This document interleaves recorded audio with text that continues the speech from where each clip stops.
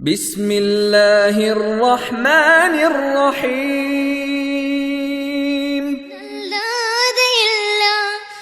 മറഞ്ഞ കാര്യമറിയുന്നോനായി സുബ്ഹാനല്ലാഹ്. കുഴിയിലൊരു ഇല പോലും റബ്ബിനറിവില്ലാതെ നടക്കുക. الدين كله ولو كره المشركون. اللهم صل على محمد وعلى آل محمد كما صليت على إبراهيم وعلى آل إبراهيم وبارك على محمد وعلى آل محمد كما باركت على إبراهيم وعلى آل إبراهيم إنك حميد مجيد. أما بعد فإن خير الكلام كلام الله وخير السنن سنن محمد صلى الله عليه وسلم وشر الأمور محدثاتها وكل محدثة بدعة وكل بدعة ضلالة. يا أيها الذين آمنوا اتقوا الله حق تقاته ولا تموتن إلا وأنتم مسلمون. أعوذ بالله من الشيطان الرجيم. بسم الله الرحمن الرحيم. هو الذي بعث في الأميين رسولا منهم يتلو عليهم آياته ويزكيهم ويعلمهم الكتاب والحكمة وإن كانوا من قبل لفي ضلال مبين. أترى الله أن تكون رفيق قوم لهم زاد وأنت بغير زاد.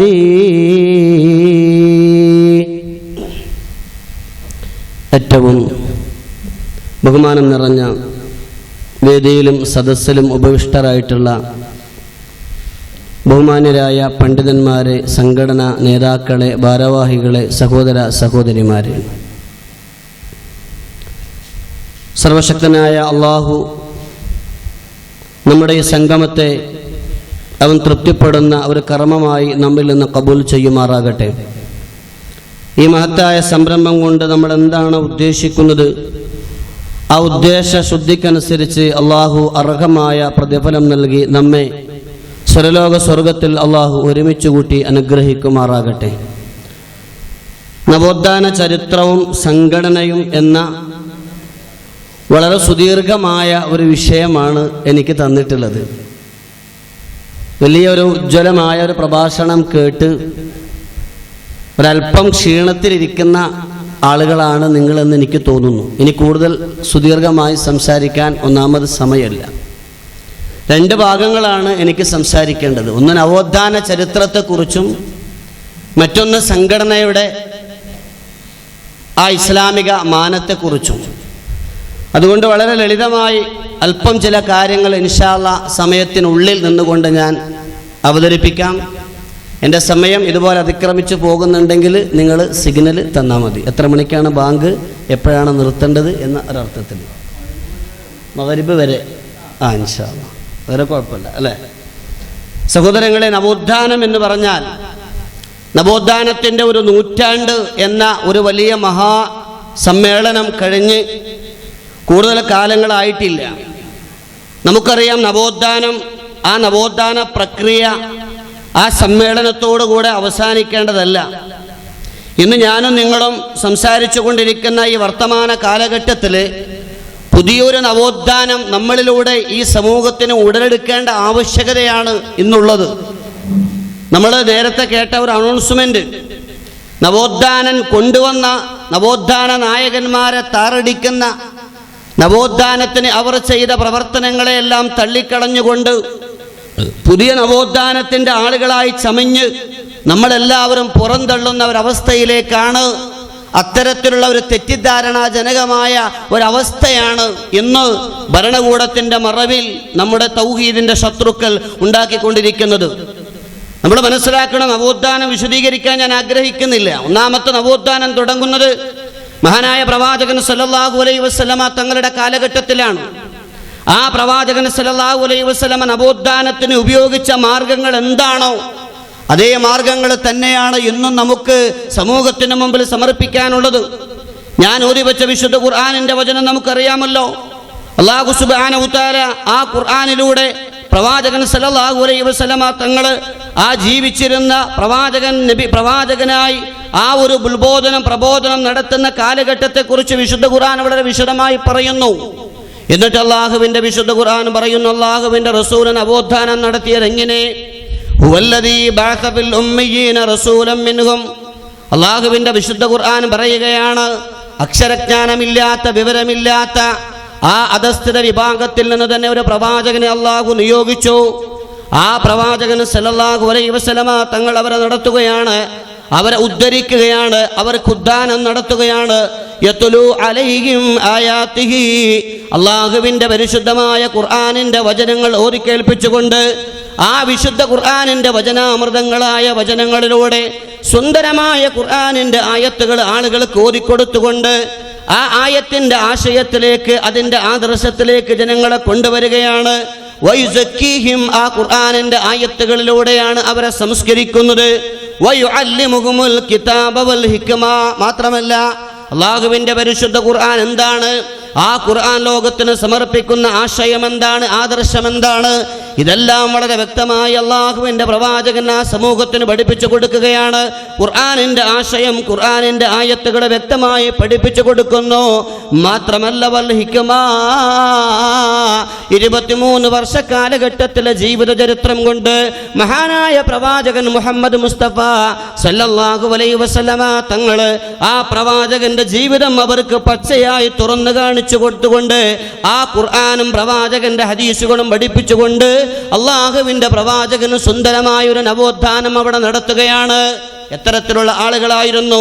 വൈൻ കാനൂ മിൻ ഖബ്ലു ഫീ ളലാലിൻ മുബീൻ, ലഫീ ളലാലിൻ മുബീൻ, വളരെ വ്യക്തമായ വഴികേടിലായിരുന്നു അന്നുള്ള ആളുകൾ. കള്ളുകുടി, അതുപോലെ തന്നെ വ്യഭിചാരം, പീഡനങ്ങൾ, കൊലപാതകങ്ങൾ, വൃത്തികേടുകൾ, വളരെ മോശമായ നീചവും നികൃഷ്ടവുമായ അന്ധകാരത്തിൽ അധപ്പതിച്ചിരുന്ന ഒരു സമൂഹം. ആ സമൂഹത്തെയാണ് അല്ലാഹുവിന്റെ പ്രവാചകൻ സല്ലല്ലാഹു അലൈഹി വസല്ലമ തങ്ങൾ പരിശുദ്ധ ഖുർആനിന്റെ ആയത്തുകൾ ഓതിക്കൊണ്ട് പ്രവാചകന്റെ ജീവിത ചരിത്രം അവർക്ക് മുമ്പിൽ സമർപ്പിച്ചുകൊണ്ട് മഹാനായ റസൂലുള്ളാഹി സ്വല്ലല്ലാഹു അലൈഹി വസല്ലമ തങ്ങൾ നല്ല ഒരു പാതയിലേക്ക് അവരെ കൊണ്ടുവന്നത്. ഖുർആൻ പറയുന്നു, വകുൻതും അലാ ശഫാ ഹുഫ്റത്തിൻ മിനൻ നാർ. അവരെക്കുറിച്ച് പിന്നീട് വിശ്വാസികളായപ്പോൾ ആ വിശ്വാസികളോട് അല്ലാഹ് പറയുന്നു, നിങ്ങൾ നരകത്തിന്റെ ഭയാനകരമായ നരകത്തിന്റെ വക്കിലായിരുന്നു. നിങ്ങൾ ശക്തമായ ആ ആഴമേറിയ ദുനിയാവിന്റെ ചൂടിനേക്കാൾ 69 ശക്തമായി ചൂടുള്ള ആ ശക്തമായ നരകത്തിന്റെ വക്കിലായിരുന്നു നിങ്ങളെ. അല്ലാഹുവിന്റെ പരിപാവനമായ ഖുർആനിന്റെ ആയത്തുകൾ ഓതിക്കൊണ്ട് റസൂലുള്ളാഹി സ്വല്ലല്ലാഹു അലൈഹി വസല്ലമ തങ്ങളുടെ ജീവിതത്തിലൂടെ ആ ജീവിതം അവർക്ക് സമർപ്പിച്ചുകൊണ്ട് അവരെ അല്ലാഹുവിന്റെ പ്രവാചകൻ മാറ്റിയെടുക്കുകയാണ്. അല്ലാഹുവിന്റെ റസൂലിന്റെ വഫാത്തിന് ശേഷം സഹാബത്ത് വന്നു, സഹാബത്തിന് ശേഷം താബിഈങ്ങൾ വന്നു, തബിഉ താബിഈങ്ങൾ വന്നു, സലഫു സാലിഹീങ്ങൾ വന്നു. ഇങ്ങനെ കാലാകാലങ്ങളായി ഓരോ പ്രവാചകന്മാരും അതുപോലെ തന്നെ ഓരോ നവോത്ഥാന നായകന്മാരും കടന്നു പോകുമ്പോൾ സമൂഹം വീണ്ടും അന്ധകാരത്തിലേക്ക്, അതുപോലെ തന്നെ അവിശ്വാസത്തിലേക്ക്, അനാചാരത്തിലേക്ക് കൂപ്പുകുത്തുമ്പോൾ ആ കൂട്ടങ്ങളിലെല്ലാം ഓരോ കാലഘട്ടത്തിലും നവോത്ഥാന നായകന്മാർ കടന്നു വന്നു. നമ്മൾ മനസ്സിലാക്കേണ്ടത് കേരളത്തിന്റെ നവോത്ഥാനവുമായി ബന്ധപ്പെട്ടുകൊണ്ടാണ്. പിന്നീട് ഓരോ സമുദായത്തിലേക്കും പ്രവാചകന്മാർ നവോത്ഥാന നായകന്മാർ കടന്നു വന്നു. ഇനി കേരളത്തിന്റെ ചരിത്രം നമ്മൾ എടുത്തു നോക്കുകയാണെങ്കിൽ കേരളത്തിന്റെ നവോത്ഥാനത്തെക്കുറിച്ച് പറയുന്നതിന് മുമ്പ് കേരളത്തിലെ മുസ്ലിമീങ്ങളുടെ അവസ്ഥ ഒരു കാലഘട്ടത്തിൽ എന്തായിരുന്നു എന്ന് നമ്മൾ ആദ്യം മനസ്സിലാക്കണം. ഒരുപാട് വിശദമായി പറയേണ്ട ഒരു വിഷയമാണിത്. മഹാനായ പ്രവാചകൻ സല്ലല്ലാഹു അലൈഹി വസല്ലമ തങ്ങളുടെ അനുയായികൾ ഇന്ന് വീമ്പി പറയുന്ന മുസ്ലിം സമുദായം ഒരു കാലഘട്ടത്തിൽ അവരുടെ അവസ്ഥ എന്തായിരുന്നു അവിടെ നമ്മൾ മനസ്സിലാക്കണം. മഹാനായ പ്രവാചകൻ സല്ലല്ലാഹു അലൈഹി വസല്ലമ തങ്ങളുടെ കാലഘട്ടത്തിൽ തന്നെ ഇന്ത്യയിലേക്ക്, കേരളത്തിലേക്ക് വിശുദ്ധ ഇസ്ലാം കടന്നു വന്നിട്ടുണ്ട് എന്നുള്ളതാണ് ചരിത്രം നമ്മുടെ മുമ്പിൽ സമർപ്പിക്കുന്നത്.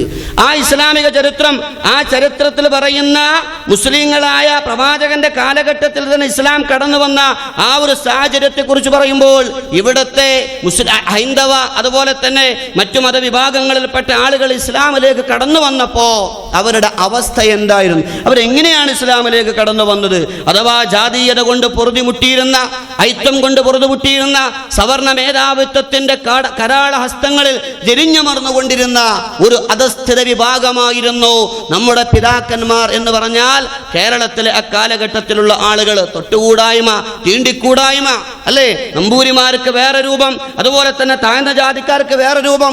സംസാര ഭാഷ പോലും സവർണന്മാർ ഉപയോഗിക്കുന്ന ശൈലി താഴ്ന്ന ജാതിക്കാരായ ആളുകൾക്ക് ഉപയോഗിക്കാൻ പാടില്ല. പാലക്കാട് ജില്ലയിലെ ഒരു പട്ടർ ഒരു സാധാരണക്കാരായ ഒരു താഴ്ന്ന ജാതിക്കാരനെ അടിച്ചുകൊന്ന ചരിത്രം ചരിത്രകാരന്മാർ വിശദീകരിക്കുന്നുണ്ട്. കേരള ചരിത്രം പറയുന്ന ഭാഗത്ത് അഥവാ നമ്പൂരിമാരായ സവർണ മേധാവികളായ ആളുകള് ഉപ്പ്, അഥവാ നമ്മൾ ഇന്ന് ഉപ്പ് ഉപയോഗിക്കുന്ന കാര്യത്തിന് അവർ ഉപ്പ് എന്ന് തന്നെയാണ് ഉപയോഗിച്ചിരുന്നത്. എന്നാൽ താഴ്ന്ന ജാതിക്കാരായ ആളുകൾക്ക് ഉപ്പ് എന്ന് പറയാൻ പാടില്ല, അവർ പുളിപ്പുള്ളത് എന്ന് പറയണം. അവർ ഉപ്പ് എന്ന് പറഞ്ഞാൽ അത് ഭയങ്കരമായ പ്രശ്നമാണ്, വിവേചനമാണ്. അതുകൊണ്ട് തന്നെ സവർണ ജാതിക്കാർ ഉപ്പ് എന്ന് പറയുമ്പോൾ താഴ്ന്ന ജാതിക്കാർ കടയിൽ പോയിട്ട് പുളിപ്പുള്ള സാധനം എന്ന് പറയണം. അങ്ങനെ ഒരു പട്ടര് ഒരു കടയിൽ നിൽക്കെ ഒരു താഴ്ന്ന ഒരു വ്യക്തി കടയിൽ വന്നുകൊണ്ട് ഉപ്പ് എന്ന വാക്ക് ഭാഷ ഉപയോഗിച്ചതിന്റെ പേരിൽ നട്ടുച്ച സമയത്ത് പട്ടാപ്പകല് ആ മനുഷ്യനെ പച്ചയായി തലക്കടിച്ച് കൊലപ്പെടുത്തിയ ഒരു സംഭവം വരെ കേരളത്തിന്റെ മുൻകാല ചരിത്രം പരിശോധിച്ചാൽ നമുക്ക് കാണാൻ സാധിക്കും. ആ സമയത്താണ് വ്യാപാരവുമായി ബന്ധപ്പെട്ട് ആ ചരിത്രം പറയുന്നത് അറബികൾ കേരളത്തിലേക്ക് കടന്നു വരുന്നത്. ആ അറബികളുടെ പെരുമാറ്റം, അവരുടെ സ്നേഹം, അവരുടെ സമത്വബോധം, അവർ ഒരുമിച്ചിരുന്നുള്ള ഭക്ഷണം, അവർ ഒരുമിച്ചുള്ള നമസ്കാരം, സംഘടിതമായ അവരുടെ പ്രവർത്തനങ്ങൾ, ഇത് കണ്ടപ്പോൾ ആളുകൾ ചോദിച്ചു, നിങ്ങൾ എവിടെ നിന്ന് വന്നതാണ്? അവർ ചരിത്രം പറഞ്ഞു, ഞങ്ങൾ ഇസ്ലാം മതത്തിന്റെ ആളുകളാണ്. ഈ ചരിത്രം പഠിച്ച് ആ അർത്ഥത്തിൽ ഈ സവർണ മേധാവിത്വത്തിൽ നിന്ന് രക്ഷപ്പെടാൻ വേണ്ടി അവർ കണ്ടെത്തിയ ഒരു മാർഗമായിട്ടാണ് പരിശുദ്ധ ഇസ്ലാമിനെ അന്ന് കാണുന്നത്. ആ കാലഘട്ടത്തിൽ ഒരു വർഷത്തിൽ ആയിരക്കണക്കിന് ആളുകൾ വിശുദ്ധ ഇസ്ലാമിലേക്ക് കടന്നു വന്നു എന്ന് ചരിത്രം പരിശോധിച്ചാൽ നമുക്ക് കാണാൻ സാധിക്കും. വിശുദ്ധ ഇസ്ലാമിലേക്ക് ആയിരക്കണക്കിന് ആളുകൾ കടന്നു വന്നു. വിശുദ്ധ ഇസ്ലാമിലേക്ക് എങ്ങനെ കടന്നു വന്നു? പരിശുദ്ധ ഖുർആൻ പഠിച്ചിട്ടല്ല. അതുപോലെ തന്നെ പ്രവാചകൻ സല്ലല്ലാഹു അലൈഹി വസല്ലമ തങ്ങളുടെ ഹദീസുകൾ പഠിച്ചിട്ടല്ല, വിശുദ്ധ ഇസ്ലാമിന്റെ പ്രമാണങ്ങൾ മനസ്സിലാക്കിയിട്ടല്ല, മറിച്ച് ആ ഒരു പൊറുതിമുട്ടിൽ നിന്ന്, പ്രയാസത്തിൽ നിന്ന് രക്ഷപ്പെടാനുള്ള ഒരു മാർഗം എന്ന അർത്ഥത്തിലാണ് ഇസ്ലാമിലേക്ക് കടന്നു വന്നത്. അപ്പൊ എന്തുണ്ടായെന്ന് ചോദിച്ചാൽ അവരുടെ പേരിലും വേഷത്തിലും ചെറിയ വ്യത്യാസം വരുത്തി എന്നല്ലാതെ അവരുടെ വിശ്വാസത്തിലും ആചാരത്തിലും എന്തുണ്ടായി? പഴയതുപോലെ തന്നെ കുറെ കാര്യങ്ങൾ തുടർന്നു വന്നു. കുട്ടിച്ചാത്തനെ സേവിച്ചിരുന്ന ആളുകള് ഈ ഇസ്ലാമിലേക്ക് കടന്നു വന്നപ്പോ കുട്ടിച്ചാത്തന് പകരം അവർ ചേക്കുട്ടിപ്പാപ്പാനെ സ്വീകരിച്ചു. പൂരങ്ങൾക്ക് പകരം അവർ ഇസ്ലാമിലേക്ക് കടന്നു വന്നപ്പോൾ അവർ നേർച്ചകളെ പകരമാക്കി കൊണ്ടുവന്നു. ജ്യോത്സ്യന്മാർക്ക് പകരം ഇസ്ലാമിലേക്ക് കടന്നു വന്നപ്പോൾ ആ ജ്യോത്സ്യന്മാരെ സ്ഥാനത്ത് പുരോഹിതന്മാരെ അവർ പ്രതിഷ്ഠിക്കുകയാണ് ചെയ്തത്. അതുപോലെ തന്നെ ദേവീ ദേവന്മാർക്ക് പകരം ഇസ്ലാമിലേക്ക് കടന്നു വന്നപ്പോൾ വലിയുകളും ബീവിമാരും തങ്ങന്മാരും അവർക്ക് പകരമായി കടന്നു വന്നു. നാട്ടിവെച്ച കല്ലുകൾക്ക് പകരം കിടത്തിവെച്ച ശവകുടീരങ്ങള്, ജാറങ്ങളും അത്തരത്തിലുള്ള പ്രവർത്തനങ്ങളും അവരുടെ മുമ്പിലേക്ക് കടന്നു വന്നു. എന്നും നേർച്ച നടത്തുന്ന ആളുകള്, എന്നും അത് വലിയ ഔലിയാക്കളും ബീവിമാരും തങ്ങന്മാരും പിന്നാലെ പോകുന്ന ആളുകള്, അതുപോലെ തന്നെ ഇന്നും വെടിവഴിപാടും അത്തരത്തിലുള്ള പരിപാടികളൊക്കെ നടത്തുന്ന ആളുകൾ, അവരൊക്കെ പറയുന്ന ഒരു കാര്യം എന്താ? ഞങ്ങള് പാരമ്പര്യമായി കൊണ്ട് കടന്നു വന്നതാ, ചെയ്തു പോന്നതാണ്, ഞങ്ങളുടെ ഉപ്പൂപ്പമാര് ചെയ്തു വന്നതാ. ശരിയാണ്. ആരാണ് ഉപ്പൂപ്പമാര് എന്നാണ് നമ്മൾ പരിശോധിക്കേണ്ടത്. വെളിയങ്കോട് ഉമർക്കാളി, ആ വെളിയങ്കോട്ടുകാരായ ആളുകൾ പരസ്പരം തറവാടിന്റെ പേര് പറഞ്ഞുകൊണ്ട് മഹിമ നടിച്ചപ്പോ അദ്ദേഹം അവർക്ക് മുമ്പിൽ പാടിയ രണ്ടുപേര് പാട്ടുണ്ട്. അയ്യാ ഫാഖിറും ബിന്നസബി കൈഫ തഫാഖുറു വഅസ്ലുക മൻ ഖബ്ലു തിയു വനായരു വആശാരി മൂശാരി വമണ്ണാനു പാടരു വകൊയ്പാനു ചട്ടിവ നായാടി പറയരു. ഇതല്ലേ യാഥാർത്ഥ്യം? ഞാൻ പൊന്നാനിക്കാരനാണ്. എൻ്റെ വീട്ടും പേര് പുതുവീടെന്നാ. ഞാൻ അന്വേഷിച്ചു ഈ പുതുവീട് എങ്ങനെ വന്നു എന്നത്. പുതുവീടെന്ന് വന്നത് പണ്ടെങ്ങാണ്ട എൻ്റെ പിതാക്കന്മാര് ഇസ്ലാം മതം സ്വീകരിച്ച് കോട്ടയത്തായിരുന്നു പറഞ്ഞേക്കണു. കോട്ടയത്ത് നിന്ന് ഇസ്ലാം മതം സ്വീകരിക്കാൻ വേണ്ടി പൊന്നാനിയിൽ വന്ന് അവിടെ സ്ഥലം കണ്ട് അവിടെ അവർ വീട് വാങ്ങി. അങ്ങനെ ആ പരമ്പരയിലാണ് ഞാനൊക്കെ ഉള്ളത്. അപ്പോൾ പരമ്പര നമ്മൾ എടുത്തു നോക്കിക്കഴിഞ്ഞാൽ എന്താ, പരമ്പര പറഞ്ഞുകൊണ്ട് ഫഖർ നടിക്കുന്ന ആളുകളെ, നിങ്ങളുടെ പരമ്പര, നിങ്ങളുടെ അസല് എങ്ങട്ടാ എത്തുന്നത്? തീയവനായരോ, തീയരാണ്, നായരാണ്. ആശാരി മൂശാരി മണ്ണാനു പണരു കൊയപ്പാനു ചൊട്ടിവനായാടി തീയരു പറയരു. പറയര്, തീയര്, നായർ, നമ്മുടെ അക്ക അങ്ങനെ തന്നെ കേട്ടാ. ഇനി പൊന്നാനിക്കാരെൻ്റെത് മാത്രമല്ല, നിങ്ങളതൊക്കെ എടുത്തു നോക്കിയാല് നമ്മുടെ അസല് പോകുന്നത് എവിടേക്കാണ്? ഈ ഒരു അവസ്ഥയിലേക്കാണ്. കുറച്ചങ്ങോട്ട് ഞങ്ങൾക്ക് പൂപ്പന്മാരൊക്കെ എണ്ണാൻ വേണ്ടി സാധിക്കും, പക്ഷേ അതിൻ്റെ അപ്പുറത്തേക്ക്. അപ്പോൾ ആ കാലഘട്ടത്തിലെ ആളുകൾ ഇസ്ലാമിലേക്ക് കടന്നു വന്നപ്പോൾ പ്രമാണം പഠിക്കാതെ അവരുണ്ടായ പേരൊന്ന് മാറ്റി, വേഷമൊന്ന് മാറ്റി, അല്ലേ? ആ വേഷമൊന്ന് മാറ്റി എന്നല്ലാതെ അവരുടെ വിശ്വാസങ്ങളും അനാചാരങ്ങളും അന്ധകാരങ്ങളും അതുപോലെ തന്നെ അനുദിനം തുടർന്നു കൊണ്ടേയിരുന്നു. ഈ സമയത്താണ് പരിശുദ്ധ ഖുർആനിന്റെയും പ്രവാചകൻ സല്ലല്ലാഹു അലൈഹി വസല്ലമ തങ്ങളുടെ ഹദീസും പഠിപ്പിക്കേണ്ട ഒരു സാഹചര്യം അവിടെ ഉണ്ടാകുന്നത്.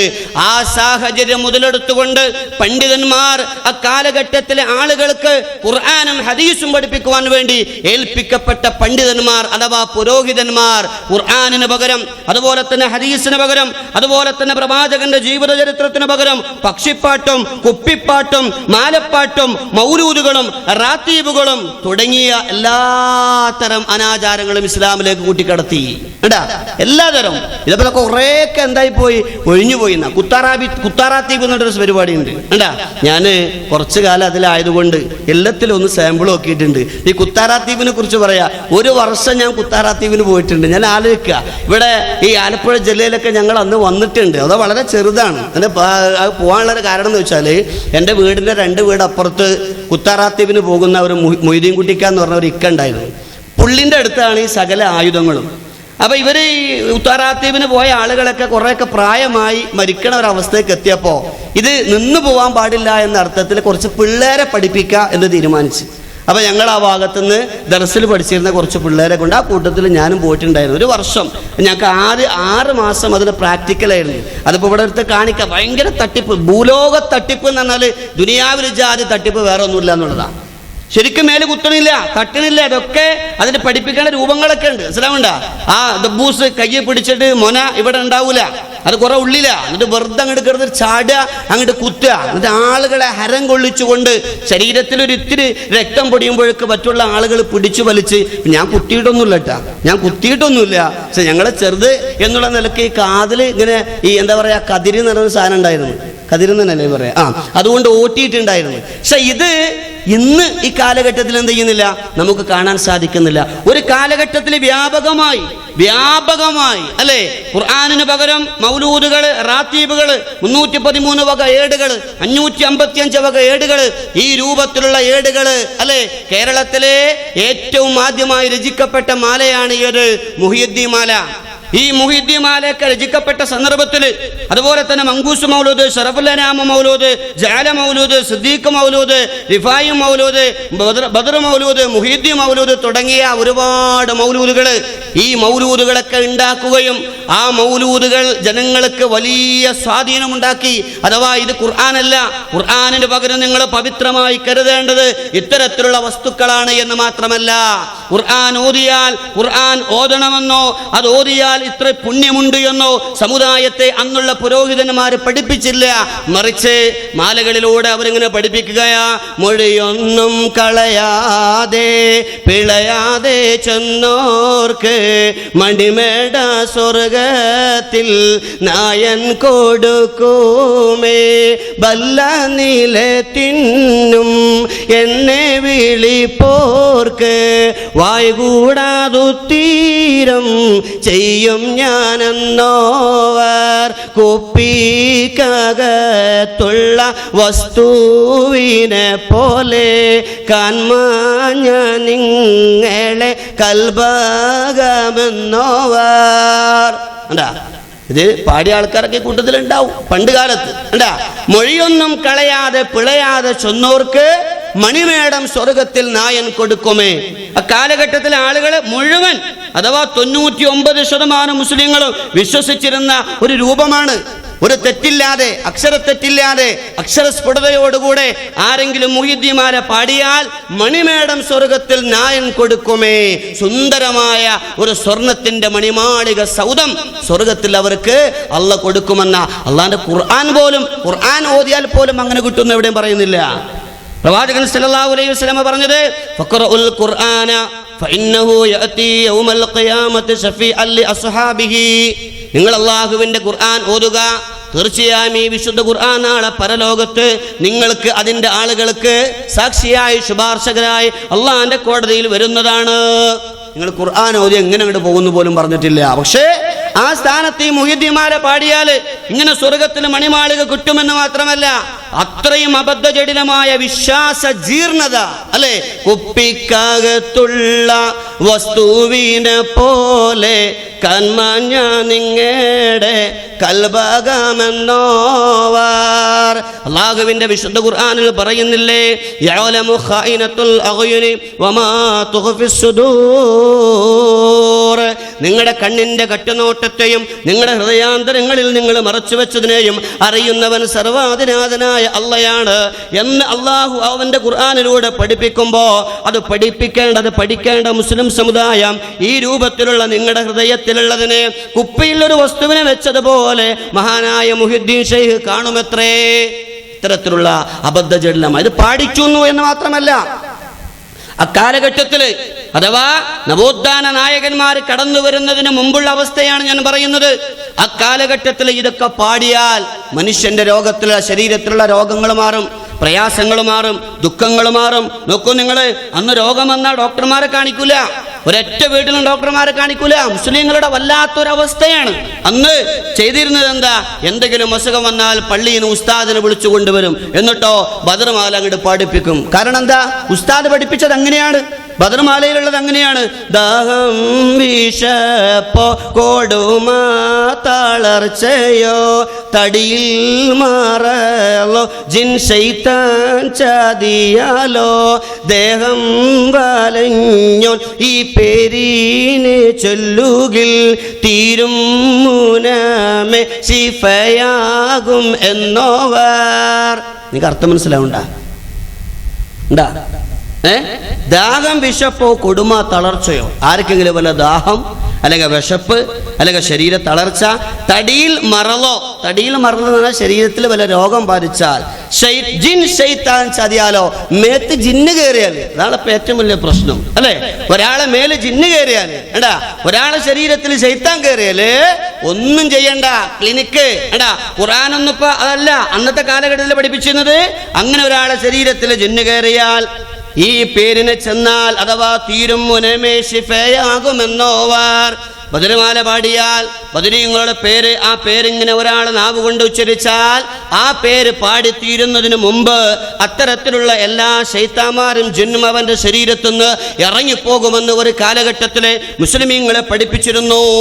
മാത്രമല്ല പ്രസവവേദന സ്ത്രീകൾക്ക്, പെണ്ണുങ്ങൾക്ക് പ്രസവവേദന വന്നാൽ ആ പ്രസവവേദന ഒരാളെയും കാണിക്കൂല, ഡോക്ടർമാരെ കാണിക്കൂല, ഒരാളുടെ മുമ്പിലും ആ കഥകൾ വെക്കൂല. പിന്നെന്താ ചെയ്യുക, ആ പ്രസവവേദന വന്ന ആ സമയം മുതൽ പള്ളിയിൽ നിന്ന് ഉസ്താദ് വരും. ആ പ്രസവ റൂമിൽ കിടന്ന് ആ പെണ്ണ് പിടഞ്ഞ് ചക്രശ്വാസം കിട്ടാതെ പിടയുമ്പോൾ പുറത്തിരുന്നു കൊണ്ട് നബീസത്ത് ബാലപാട അല്ലെ, ബിസ്മിയും ഹംദും സലാത്തും നൽസലാമും പിന്നെ വെള്ളിനെ ബീസത്ത് മാല ഞാൻ തുടങ്ങിയിടുന്നേ എന്ന് തുടങ്ങിയിട്ട് നബീസത്ത് മാല പാടും. ആ നബീസത്തുമാല പാടിത്തീരുമ്പോൾ ചിലപ്പോൾ പെണ്ണ് പ്രസവിച്ചിട്ടുണ്ടാവും, അല്ലെങ്കിൽ പെണ്ണ് മരിച്ചിട്ടുണ്ടാവും. കണ്ടാ, ഈ രൂപത്തിൽ ആ കാലഘട്ടത്തിൽ ആളുകളെ മാത്രമല്ല ബദർമാലയിലും പറയുന്നുണ്ടത്. ഏറെ മികന്തുള്ള പേറ്റുവരുത്തത്തിൽ ഇന്ത സഹാബികൾ പേരീനെ ഓതുകിൽ കൂറി മുടിയും നമ്പള്ള തന്നിന്ന് കുട്ടി പിറക്കലിൽ ഇല്ലാശക്കെന്നോ. ബദർമാല പാടിയാൽ എത്ര പ്രയാസമുള്ള പെണ്ണാണെങ്കിലും പ്രസവത്തിന്റെ നൊമ്പരങ്ങൾ അവർ അനുഭവിച്ചു കൊണ്ടിരിക്കുകയാണെങ്കിലും ഈ ബദർമാല പാടി തീരുന്നതിന് മുമ്പ് ഒരു കുഴപ്പവുമില്ലാതെ ഗർഭപാത്രത്തിൽ നിന്ന് പുറത്തേക്ക് കുഞ്ഞ് പിറക്കുമെന്നുള്ള കള്ളക്കഥകൾ പറഞ്ഞുകൊണ്ട് ആളുകളെ പഠിപ്പിച്ചിരുന്ന ഒരു കാലഘട്ടം. അള്ളാഹുവിന്റെ പരിശുദ്ധ ഖുർആനിലേക്ക് തിരിഞ്ഞു നോക്കാത്ത യാ അയ്യുഹന്നാസ് ഖദ് ജാഅതുകും മൗഇലത്തും മിർ റബ്ബിക്കും വശിഫാഉൻ ലിമാ ഫിസ്സുദൂർ യാ അയ്യുഹന്നാസ് മനുഷ്യരേ ഖദ് ജാഅതുകും മൗഇലത്തും മിർ റബ്ബിക്കും വശിഫാഉൻ ലിമാ ഫിസ്സുദൂർ രക്ഷിതാവിൽ നിന്നുള്ള സദുപദേശമിതാ മനുഷ്യരെ നിങ്ങളുടെ മുമ്പിലേക്ക് അവൻ തന്നിരിക്കുകയാണ്. നിങ്ങളുടെ ഹൃദയങ്ങൾക്ക് സമാധാനം നൽകുന്ന, നിങ്ങളുടെ ജീവിതത്തിന് ശാശ്വത പരിഹാരം നൽകുന്ന അള്ളാഹുവിന്റെ സുന്ദരമായ അമൃതാവചനങ്ങളിതാ നിങ്ങളുടെ മുമ്പിലേക്ക് തന്നിരിക്കുകയാ. അത് പഠിപ്പിക്കാൻ പണ്ഡിതന്മാരില്ല, അത് പഠിപ്പിക്കേണ്ട പണ്ഡിതന്മാര് ഇത്തരത്തിലുള്ള മാലകള്, അതുപോലെ തന്നെ മൗലൂദുകള്. മാത്രമല്ല അന്ന് രോഗം വന്നാൽ ചെയ്തിരുന്ന മറ്റൊരു പരിപാടിയാണ് എന്താണ്? പിഞ്ഞാണെഴുത്ത്. പിഞ്ഞാണെഴുത്ത് അഥവാ പൊട്ടണ ആ വെള്ളപ്പിഞ്ഞാണം ഉണ്ടല്ലോ, ആ പിഞ്ഞാണത്തില് മുള കൂർപ്പിച്ചിട്ട് അത് അറബി മഷി എന്നിട്ടൊരു മഷിയുണ്ട്. അത് എനിക്ക് തോന്നുന്ന ഒരു 8 വർഷം മുമ്പ് വരെ ഈ പരിപാടി ചെയ്തിട്ടുണ്ട്. ഏറ്റവും ലാസ്റ്റ് ഞാൻ ജോലി ചെയ്തിരുന്ന മലപ്പുറം ജില്ലയിലെ പരപ്പനങ്ങാടി എന്ന് പറയുന്ന സ്ഥലത്താണ്. അവിടെയൊക്കെ ചെയ്യുന്നതെന്ന് വെച്ചാൽ ഈ ഗർഭിണികളായ പെണ്ണുങ്ങളെ ഇപ്പോൾ ഇവിടുന്ന് ഒരു സ്ത്രീനെ എങ്ങോട്ടെങ്കിലും വിവാഹം കഴിപ്പിച്ച് വിട്ടിട്ടുണ്ടെങ്കിൽ ആ പെണ്ണ് ഗർഭിണിയായി കഴിഞ്ഞാൽ 7-ാം മാസത്തിൽ ആ പെണ്ണിനെ ഇങ്ങോട്ട് കൂട്ടിക്കൊണ്ടിരണം. അതിനാര് പോകണം? കൂടെ ഉസ്താദ് പോകണം. ഇവിടുന്ന് പള്ളിയത്തെ ഉസ്താദ്. എല്ലാത്തിനും കാശാ. ജനിച്ചാലും കാശ്, മരിച്ചാലും കാശ്, സുഖമില്ലാതായാലും കാശ്, എല്ലാത്തിനും കാശാണ് അല്ലേ? പൈസ പൈസ പൈസ. മൗലൂദായാലും റാത്തീബായാലും ഒക്കെ പൈസ തന്നെയാണ്. മനസ്സിലാവുന്നുണ്ടോ? ഇത് മൗലൂദി തന്നെ പറയുന്നുണ്ട്. ഇത് ചെല്ലണ സമയത്തൊക്കെ ജ്യേഷ്ഠൻ ചോദിച്ചു, നീ എന്തിനാടാ ഇത് ഈ ഒരു അത് തൗഹീദിനെ കുറിച്ച് കുറച്ചൊക്കെ മനസ്സിലായപ്പോൾ പിന്നെ ഇടയ്ക്കിടയ്ക്ക് മൗലൂദിന് പോകുമ്പോൾ എന്നോട് ചോദിക്കും, എന്തിനാ ഇതിനെ പോണെന്ന്. അപ്പം ഞാൻ പറയും അതിൻ്റെ അർത്ഥം മൗലൂദി തന്നെ ഉണ്ടല്ലോ. യാ സയ്യിദ സാദാതി ജിതുക കാശിതാ അർജൂഹി മാ കഫ ലാ തുഖയ്യിബ് മഖ്സദി. കാശ് തന്നാൽ ജാതി പരിപാടികളൊക്കെ എന്താ ചെയ്യാന്നാ? നിർത്താന്നാ. അപ്പൊ പൈസക്ക് വേണ്ടിയാ. ഉസ്താദ് പോവും, കാറ് വിളിച്ച് ഇവിടുന്ന് ഉസ്താദ് ഫ്രണ്ടിലിരിക്കും, ഈ വീട്ടിലത്തെ 1-2 ആളുകൾ ബാക്കിലിരിക്കും. എന്നിട്ട് ഇവിടുന്ന് ഒരു അൽഫാത്തിയ പാർസലാക്കിയിട്ടാണ് എന്ത് ചെയ്യുക? ഇവിടുന്ന് വയറ് നിറച്ച് കയറ്റിയിട്ടാണ് അങ്ങോട്ട് പോവുക. അപ്പൊ ഇവരെന്ത് ചെയ്യും? ഇവരൊരു 500, അന്നത്തെ കാലത്തിൽ 500, ഇന്നിപ്പോൾ അതൊക്കെ പൂട്ടിട്ടുണ്ടാവും, ഒരു 500 രൂപ ഇവർ തരും. അങ്ങനെ നമ്മൾ അവിടെ പോയി അവിടെ നിന്ന് വയറ് നിറച്ച് നല്ല ചിക്കൻ, ആ മട്ടൻ, ആ ബിരിയാണിയൊക്കെ തട്ടി ഈ പെണ്ണ് വെള്ള സാരിയൊക്കെ ചുറ്റിയിട്ട് അവളെ അവിടെ ഡൈനിങ് ഹാളിൽ അവിടെ ഇരുത്തും. പുറത്തിരുന്നിട്ട് ഇവിടുന്ന് പോയ ഉസ്താദായ നമ്മൾ വീണ്ടും ഒരു അൽഫാത്തിയ വിളിക്കുന്നു. ആ അൽഫാത്തിയ വിളിച്ച് കഴിഞ്ഞാൽ പിന്നീടുള്ള അവിടെ കോംപ്രമൈസ് എന്താ പറയുക? അവർ ചോദിക്കും, ഇവിടുന്ന് വന്നവരോട് ചോദിക്കും, നിങ്ങൾ എത്രയെ കൊടുത്തത്? അപ്പോൾ ഇവിടുന്ന് പോയവർ പറയും ഞങ്ങൾ 500 അപ്പോൾ കണക്കനുസരിച്ച് ഇതിൻ്റെ ഡബിൾ എന്ത് ചെയ്യണം? ആര് തരണം? അവർ തരണം. അപ്പോൾ അവിടുന്ന് ഒരു 1000 രൂപ തരും. ഉസ്താദിന് എത്ര കിട്ടി? 1500. ശരീരം ഇളകാതെ എടാ, തടി ഇളകാതെ, ശരീരം ഇളകാതെ 1500 രൂപയാണ് കിട്ടണത്. അങ്ങനെ അവിടുന്ന് അൽഫാത്തിയ വിളിച്ച് ആ പെണ്ണിനെയും കൂട്ടിയിട്ട് എന്ത് ചെയ്യും? ഇങ്ങോട്ട് വരും. ഇനി വന്നാ പരിപാടി കഴിഞ്ഞോ? ഇല്ല. അന്ന് മുതൽ ഈ പിഞ്ഞാണത്തിൽ എഴുതി കൊടുക്കല. എന്താ എഴുതി കൊടുക്കണത്? എന്തെങ്കിലും എഴുതി കൊടുക്കും. ഇത് ആളുകൾക്ക് മനസ്സിലാവും. എന്താ എഴുതി കൊടുക്കണത്? അറബി മഷി എന്ന് പറഞ്ഞാൽ കടയിൽ കിട്ടും, ബുക്ക് സ്റ്റാളുകൾ കിട്ടും. ഇവിടെ ഒന്നും ഇല്ലാത്തതുകൊണ്ട് അത് കിട്ടൂല. അതല്ലെങ്കിൽ എന്ത് ചെയ്യുന്നു വെച്ചാൽ അരിമണി ഉണ്ടല്ലോ, അരിമണി ശരിക്കും വറുത്ത് അത് കരിച്ചിട്ട് അത് പൊടിച്ചിട്ട് ഒരു പാത്രത്തിലാക്കി അതിൽ ഇത്തിരി വെള്ളം ഒഴിച്ച് എന്നിട്ട് ഈ മുള കൂർപ്പിച്ച ഈ കോല് അതിൽ മുക്കിയിട്ട് എഴുതി കൊടുക്കും. അപ്പോൾ ഇവിടെ ചിലപ്പോൾ ആയത്തിൽ കുറിച്ചായിരിക്കും. ഫത്തവും കിസ്റൊന്നും ഇടൂല അതിന്, ഫത്തവും കിസ്റൊന്നും ഇടില്ല. അതാണ് എഴുതി കൊടുക്കും. എന്നിട്ട് 756 വരക്കും. അവിടെ ഒരു നക്ഷത്രം, ഇവിടെ ഒരു നക്ഷത്രം, ഇപ്പുറത്തൊരു ജൂതന്റെ ചിഹ്നം, ഇതൊക്കെ ഇട്ടിട്ട് അങ്ങോട്ട് കൊടുക്കും. ഒരു തുണിയിൽ പൊതിഞ്ഞിട്ട് ഇതെന്ത് ചെയ്യും?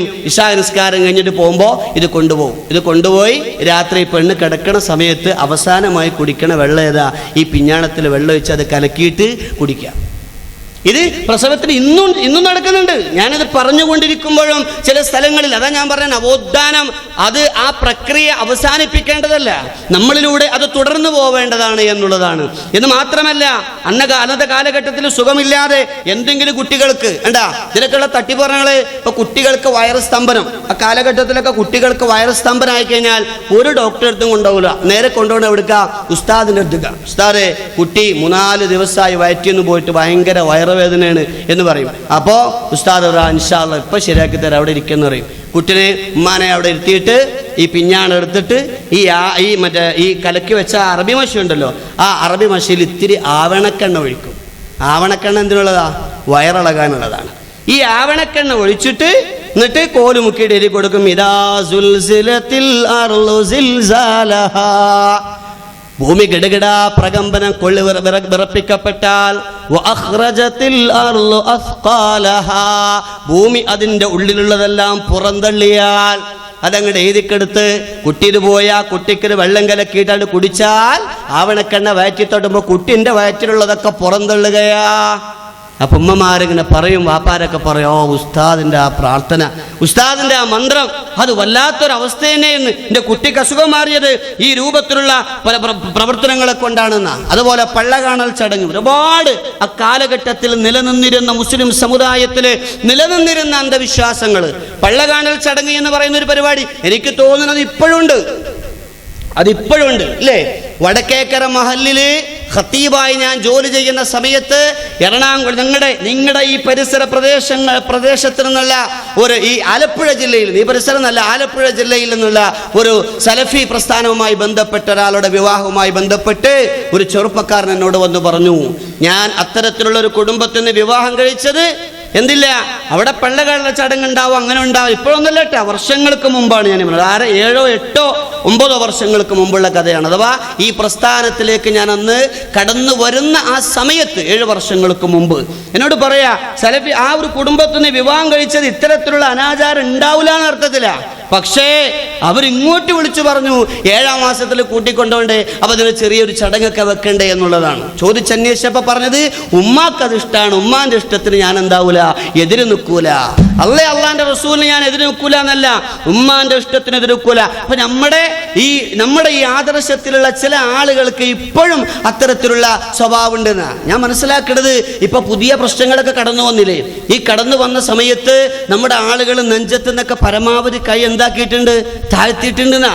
കാരണം ഇപ്പൊ ഒരു പേടിയാണ് സലഫി ആണെന്ന് പറയാന്. കാരണം ഇപ്പൊ അനൗൺസ്മെന്റ് കേട്ടില്ല നിങ്ങൾ? ഭയങ്കര അനൗൺസ്മെന്റ് എല്ലാം നമ്മൾ ഒരുക്കി കൊടുത്ത് എന്താ, അവരെ പെണ്ണുങ്ങളൊക്കെ ആ പെണ്ണുങ്ങളെ പർദ്ദടിപ്പിച്ചു നമ്മൾ. അതുപോലെ തന്നെ നല്ല നിലക്ക് മുടി വളർത്തി. ഒരു കാലഘട്ടത്തിൽ നവോത്ഥാന നായകന്മാർ കടന്നു വരുന്നതിന് മുമ്പ് ആ കാലഘട്ടത്തിൽ തലയിൽ മുടി വെക്കാൻ പാടില്ല എന്നാ, അത് ഹറാമാണ്. ഇസ്ലാമിന് പുറത്താ തലയിൽ മുടി വെക്കണോൻ. മൊട്ടയടിച്ചിരുന്നു. മുസ്ലിങ്ങൾക്കൊരു വേഷം നാടകത്തിലും സിനിമയിലൊക്കെ മുസ്ലിങ്ങളെ കാണിച്ചിരുന്നത് എങ്ങനെയാ? ഒരു എന്താ പറയാ, മുട്ടയൊക്കെ അടിച്ചിട്ട് മുറുക്കാനൊക്കെ തിന്നിട്ട് ഒരു പച്ച ബെൽറ്റും കെട്ടി വയറൊക്കെ വീർപ്പിച്ചിട്ട് എന്തോ ഒരു ജാതി സാധനം. ഇതാണ് മാപ്പിളമാർ അല്ലേ? ഒരു സംസ്കാരമില്ലാത്തവർ, ഒരു ഇസ്സത്തില്ലാത്തവർ. ഇത് നാടകത്തിലും സിനിമയിലും വെറുതെ പറയുന്നതല്ല. ഒരു കാലഘട്ടത്തിലെ നവോത്ഥാന നായകന്മാർ ഈ കേരള മണ്ണില് അവർ തൗഹീദിന്റെ വെള്ളി വെളിച്ചം വിതറുന്നതിന് മുമ്പുണ്ടായിരുന്ന ഒരു കാലഘട്ടം അങ്ങനെയായിരുന്നു. മൊട്ടയടിച്ചിരുന്ന ഒരു കോലം എന്താ.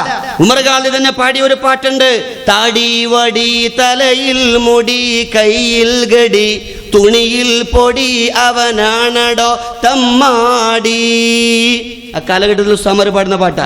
താടി വടി തലയിൽ മുടി എടാ, താടിവടി നമ്മൾ അവിടെ തലയിൽ മുടി എന്നാ, തലയിൽ മുടി വെച്ചാൽ കയ്യിൽ ഗടി എന്ന് പറഞ്ഞാൽ എന്താ, അന്ന് ചില ആളുകളൊക്കെ എന്ത് ചെയ്യും, വാച്ച് കെട്ടും. ആ വാച്ച് കെട്ടിയോനും തലയിൽ മുടി വെച്ചവനും അവനാണോടോ തമ്മാടി എന്ന് വരെ പ്രഖ്യാപിച്ചിരുന്നു പണ്ഡിതന്മാർ ഒരു കാലഘട്ടത്തില്. നമ്മൾ മനസ്സിലാക്കണം ഇതൊക്കെ ആ ഒരു കാലഘട്ടത്തിൽ മാത്രമല്ല.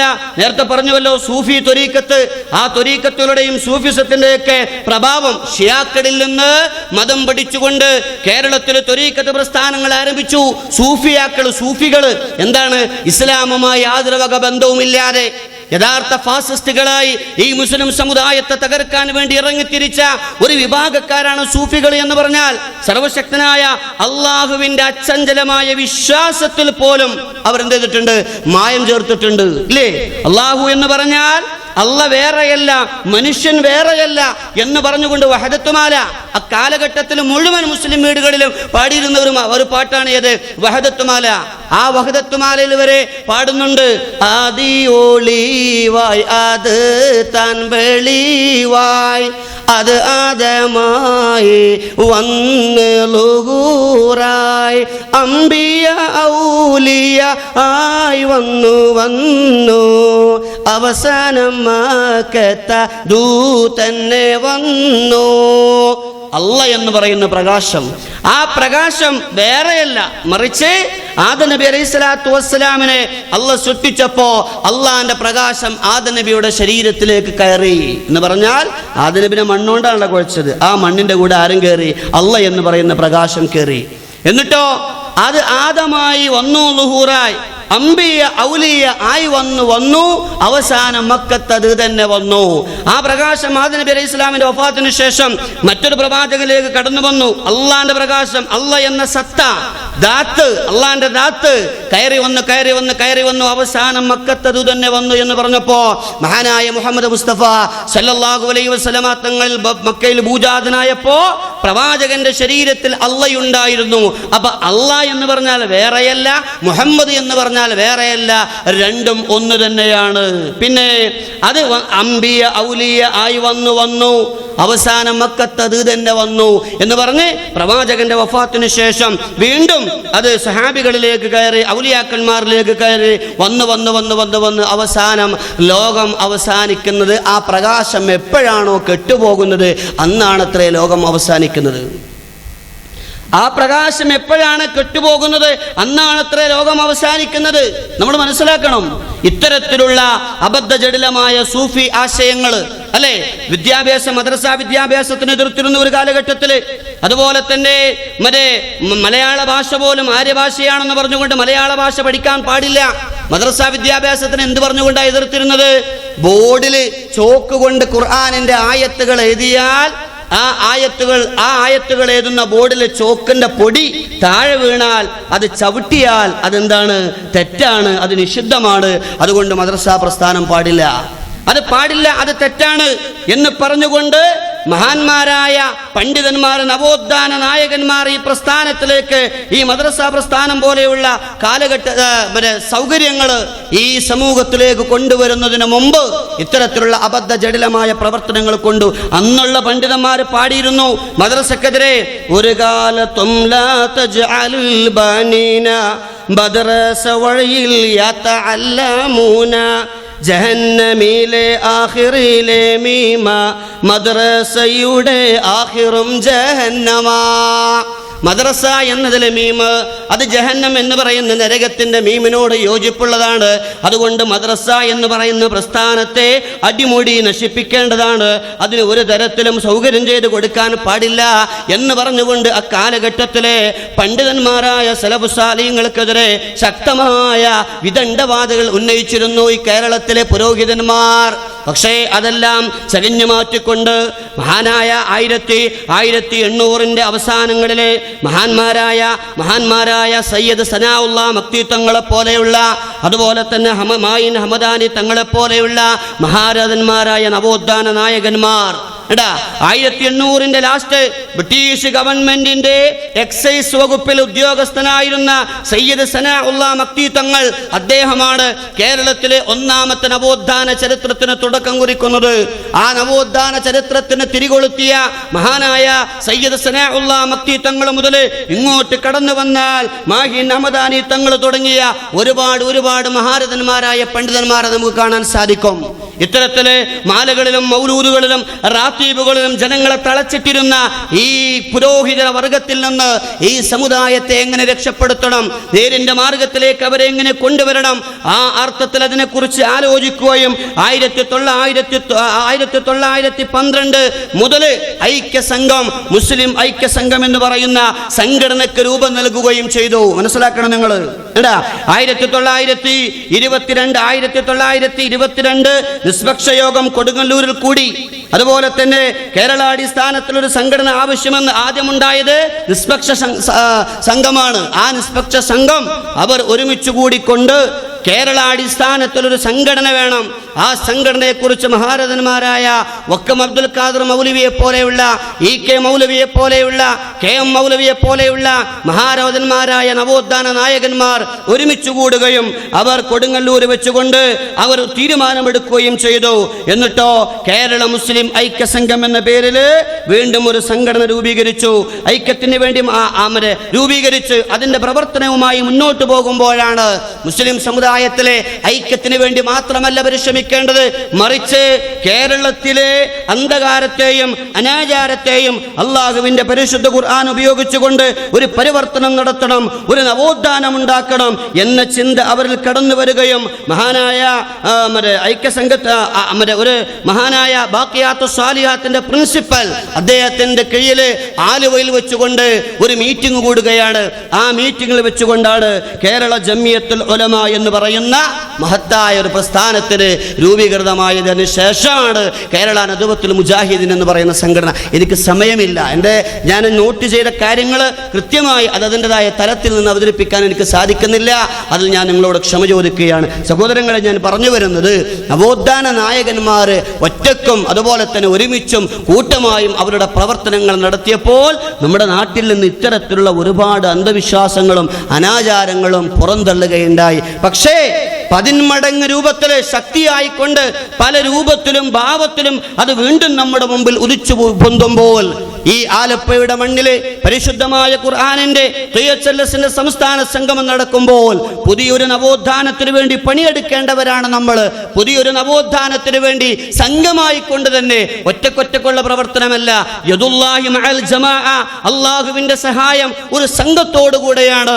നമ്മൾ ഒരു നേതാക്കന്മാരെ അനുസരിച്ചുകൊണ്ട് നേതൃത്വത്തിന്റെ കീഴിൽ നിന്നുകൊണ്ട് ആ നേതൃത്വത്തിന്റെ വ്യക്തിപരമായ വീഴ്ചകളും അതുപോലെ പാളിച്ചകളുമെല്ലാം ചുഴന്ന് അന്വേഷിച്ച് അവരെ കുറ്റപ്പെടുത്തുന്നതിന് പകരം അവർക്കുള്ള വീഴ്ചകളെ റബ്ബിലേക്ക് സമർപ്പിച്ചുകൊണ്ട് ഒരു മുസ്ലിം സമുദായം കെട്ടുറപ്പോടുകൂടെ ഭദ്രതയോടുകൂടെ തൗഹീദിന്റെ പടകധ്വനിയുമായി മുന്നോട്ട് പോകണമെങ്കിൽ അത്തരത്തിലുള്ള ഒരു നേതൃത്വത്തിന്റെ കീഴിൽ നിന്ന് അച്ചടക്കത്തോടെ സമാധാനത്തോടെ സംഘമായി കൊണ്ട് തന്നെ നമ്മൾ പ്രവർത്തിക്കണം. നോക്കൂ നിങ്ങൾ, ഈ സംഘടന രൂപീകരിക്കുന്നതുമായി ബന്ധപ്പെട്ട് ആലുവയിൽ വെച്ച ആ യോഗത്തില് പുരോഹിതന്മാർ ഉന്നയിച്ച ഒരു ചോദ്യമാണ്, സംഘടന ഉണ്ടാക്കണമെന്ന് ദീനിൽ തെളിവുണ്ടോ? ദീനിൽ ശരീഅത്തിൽ ദലീലുണ്ടോ എന്ന് ചോദിച്ചപ്പോൾ മഹാനായ ഇ കെ മൗലവി റഹ്മത്തുള്ളാഹി അലൈഹി, മഹാനായ ഇ കെ മൗലവി വിശുദ്ധ ഖുർആനിലെ സൂറത്തു ആൽ ഇംറാനിലെ 104-ാമത്തെ വചനം ഓതിക്കൊണ്ട് അവരോട് പറഞ്ഞു, വൽതകും മിൻകും യദ്ഊന ഇലൽ ഖൈരി എന്ന് തുടങ്ങുന്ന വിശുദ്ധ ഖുർആനിലെ ആൽ ഇംറാനിലെ 104-ാമത്തെ വചനം ഓതിക്കൊണ്ട് ആ ഖുർആനിന്റെ ആയത്ത് ഉദ്ധരിച്ചുകൊണ്ട് സംഘടനയ്ക്ക് തെളിവ് സമർപ്പിച്ചപ്പോൾ ആ പുരോഹിതൻ തിരിച്ചു ചോദിക്കുകയാണത്രേ, ഞാൻ ഖുർആൻ ആയത്തല്ല ചോദിച്ചത്, മറിച്ച് ദലീലാണ് ചോദിച്ചത്. ദലീൽ പറഞ്ഞാല് ഖുർആനിന്റെ ആയത്ത് ദലീലാണോ എന്ന് പോലും അറിഞ്ഞില്ല എന്ന് അർത്ഥം. ഖുർആനിന്റെ ആയത്ത് ദലീലായി സ്വീകരിക്കാൻ പാടില്ല എന്ന് ധരിച്ചു വെച്ചിരുന്ന പണ്ഡിതന്മാരാണ് അന്ന് നേതൃത്വം കൊടുത്തത്. അങ്ങനെ സംഘടന രൂപീകരിച്ചു വ്യാപകമായി. ഇന്ന് മോഡിയുടെ അതല്ലെങ്കിൽ മറ്റുള്ള വർഗീയവാദികളുടെ ഫാസിസ്റ്റ് പ്രവർത്തനങ്ങൾ കണ്ട് കേരളത്തിലെ മുസ്ലിങ്ങൾക്ക് ഒരു പേടിയില്ല. അങ്ങനെ പേടിക്കേണ്ടവരല്ല, അങ്ങനത്തെ ഒരു പേടിക്കേണ്ട ഒരു അവസ്ഥ നമുക്കില്ല. എന്തേ കാരണം? നമ്മുടെ മുൻകഴിഞ്ഞു കടന്നുപോയ നവോത്ഥാന നായകന്മാർ ഉണ്ടാക്കിയെടുത്ത ഒരു കെട്ടുറപ്പ്, എത്രയെത്ര സ്ഥാപനങ്ങൾ, എത്രയെത്ര കോളേജുകൾ, എത്രയെത്ര ആളുകൾക്ക് ദീൻ പഠിക്കാൻ വേണ്ടി സാധിക്കുന്നു. ഇപ്പോഴും ഞാൻ പറയട്ടെ, ഞാൻ കത്രിക്കടവ്, എറണാകുളം കത്രിക്കടവ് സ്റ്റേഡിയത്തിന്റെ ബാക്കിലുള്ള കത്രിക്കടവ് പള്ളിയിലാണ് ഞാൻ ഖുതുബ പറയുന്നത്. ആ ഖുതുബ കഴിഞ്ഞ് ഇറങ്ങിയപ്പോൾ കഴിഞ്ഞ ആഴ്ച പോലും ഒരാൾ എന്നോട് ചോദിച്ച ഒരു ചോദ്യം, അതെന്താണെന്ന് ഞാൻ പറയുന്നില്ല. അത്തരത്തിലുള്ള വിശ്വാസം ഇപ്പോഴും മനസ്സിൽ കൊണ്ടു നടക്കുന്ന ആള്, ഞാൻ അദ്ദേഹത്തിനോട് അതിന്റെ സത്യാവസ്ഥ അദ്ദേഹം പറഞ്ഞപ്പോൾ രഹസ്യമായൊരു കാര്യമാണ്, അതുകൊണ്ട് ഞാൻ പറയാത്തത്. അതിന്റെ സത്യാവസ്ഥ പറഞ്ഞപ്പോ ആ മനുഷ്യൻ പറഞ്ഞത്, ഞങ്ങളുടെ പള്ളിയിൽ, ഞാൻ താമസിക്കുന്ന പള്ളിയിലുള്ള ഉസ്താദ് അങ്ങനെ ഉണ്ട് എന്ന് എന്നോട് ശടിച്ചു പറഞ്ഞു, അതുകൊണ്ടാണ് ഞാൻ നിങ്ങളോട് ചോദിച്ചത് എന്നാണ്. അപ്പൊ ഈ കാലഘട്ടത്തിലും നമ്മൾ ജീവിച്ചുകൊണ്ടിരിക്കുന്ന വർത്തമാന കാലഘട്ടത്തിലും പരിശുദ്ധ ഇസ്ലാമിനെ കുറിച്ച് ഒരു അല്പം പോലും അറിയാത്ത ഒരുപാട് ആളുകൾ നമ്മളോട് കൂടെ ഉണ്ടാകുമ്പോ ഈ മഹത്തായ സംഘടന ഒറ്റക്കെട്ടായി അല്ലെ, സംഘടിതമായി ജമാഅത്ത് ഇസ്ലാം പഠിപ്പിക്കുമ്പോ, സംഘടിതമായ സക്കാത്ത് ഇസ്ലാം പഠിപ്പിക്കുമ്പോ, സംഘടിതമായ ഹജ്ജ് ഇസ്ലാം പഠിപ്പിക്കുമ്പോ, സംഘടിതമായ ഇസ്ലാമിക ദഅവ പ്രവർത്തനം അതൊരു മുസ്ലിമിന്റെ ബാധ്യതയാണ് എന്നാണ് വടുതലയുടെ മണ്ണിലിരിക്കുന്ന എൻ്റെ മാന്യ സഹോദരങ്ങളോട് ഞാൻ പറയുന്നത്. നമ്മൾ ഒറ്റയും തിരിഞ്ഞും പ്രവർത്തിക്കേണ്ടവരല്ല. ആടിനെ മേക്കാൻ വേണ്ടി മറ്റൊരാട്ടങ്ങളിലേക്ക് പോവേണ്ട ഗതികേട് നമുക്കില്ല. ഞാനിവിടെ വന്നപ്പോ നിറഞ്ഞ പണ്ഡിതന്മാരാണ്. ഞാൻ ചോദിച്ചു ശുക്കൂർ സലാഹിനോട്, ഇത്ര പണ്ഡിതന്മാർ ഇവിടെ ഉണ്ടായിട്ട് എന്തിനാണ് ഞങ്ങളെ വിളിച്ചതെന്നാണ്. ഏട്ടാ, നിറഞ്ഞ പണ്ഡിതന്മാരുടെ ഒരു സദസ്സാണിത്. അപ്പോ നമ്മളെ സംബന്ധിച്ച് സംബന്ധിച്ചിടത്തോളം കേരള നദവത്തുൽ മുജാഹിദീൻ എന്ന് പറയുന്ന ഉജ്ജ്വലമായ ഒരു സംഘടന നമുക്ക് നേതൃത്വം തരുന്നുണ്ട്. കേരള ജമിയത്തുൽ ഉലമ എന്ന് പറയുന്ന പണ്ഡിതന്മാർ നമുക്ക് നേതൃത്വം നൽകുന്നുണ്ട്. അവരുടെ കീഴിൽ സമാധാനത്തോടെ ശാന്തിയോടുകൂടെ ഇവിടുത്തെ ഹിന്ദുവിനെയും മുസ്ലിമിനെയും ക്രിസ്ത്യാനിയെയും സകല മതക്കാരനെയും ഒരുമ്മവറ്റ മക്കളെ പോലെ സ്നേഹത്തോട് ഒരുമയോടെ കണ്ടുകൊണ്ട് ഉജ്ജ്വലമായ തൗഹീദിന്റെ ആ ലാ ഇലാഹ ഇല്ലല്ലാഹ് എന്ന സന്ദേശം ജനങ്ങൾക്ക് എത്തിച്ചു കൊടുക്കുവാൻ നമ്മൾ തയ്യാറാവുക. സർവശക്തനായ അള്ളാഹു അതിനെ നമ്മെ അനുഗ്രഹിക്കുമാറാകട്ടെ. സമയം വളരെ കുറഞ്ഞതുകൊണ്ട് എൻ്റെ വിഷയത്തിൽ നീതി പുലർത്താൻ എനിക്ക് സാധിച്ചിട്ടില്ല. മാന്യ ശ്രോതാക്കള് ക്ഷമിക്കുമെന്ന് ഒരിക്കൽ കൂടെ നിങ്ങളോട് പറഞ്ഞുകൊണ്ട് ഈ മഹത്തായ KHLSന്റെ സംസ്ഥാന സംഗമം വിജയിപ്പിക്കേണ്ടത് എൻ്റെയും നിങ്ങളുടെയും ഓരോരുത്തരുടെയും വ്യക്തമായ ബാധ്യതയാണ്, നിർബന്ധ ബാധ്യതയാണ് എന്ന് മനസ്സിലാക്കി സജീവ പ്രവർത്തനങ്ങളിൽ ഏർപ്പെടുക. അള്ളാഹു അനുഗ്രഹിക്കുമാറാകട്ടെ. വാഖിറു ദഅ്വാനാ അൽഹംദുലില്ലാഹ്. അസ്സലാമു അലൈക്കും വറഹ്മത്തുള്ളാഹി വബറകാതുഹു.